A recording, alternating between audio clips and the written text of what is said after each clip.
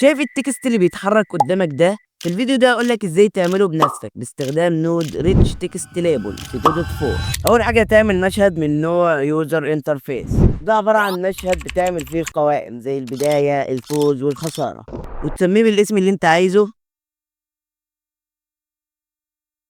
تضغط كنترول اس، تضغط سيف. بعدها تجيب نود من نوع ريتش تكست ليبل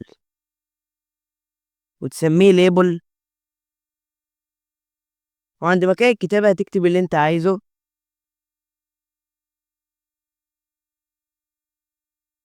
وعند خيار فليت كونتنت هتفعله وتكبرها شوية وتخليها في النص.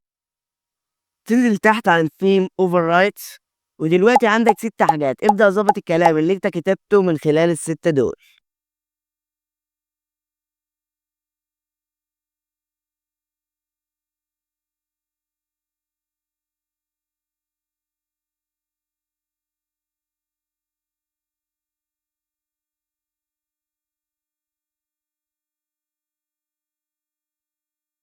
بعدها تجيب نود من نوع انيميشن بلاير، وعند انيميشن نيو رايتر،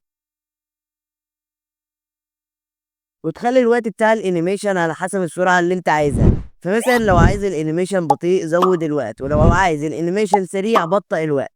انا هخليه 1.5.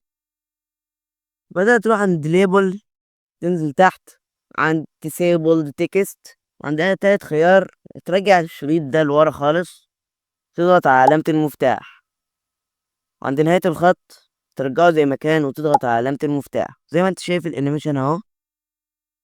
بدأت تضغط على العلامة دي عشان الانيميشن يشتغل في اول اللعبة. دلوقتي خلينا نضيف صوت للتكست ده. هتروح تجيب نود من نوع audio stream player 2D، تروح عند ساوند، والصوت ده هسيبهولكوا في الوصف. هتحطه عند الستريم وتفعل البلاينج، وعند علامة المفتاح تضغط عليها، وعند آخر الخط تقفله تضغط على علامة المفتاح، تضغط كنترول اس ونجرب. وزي ما انت شايف اشتغلت.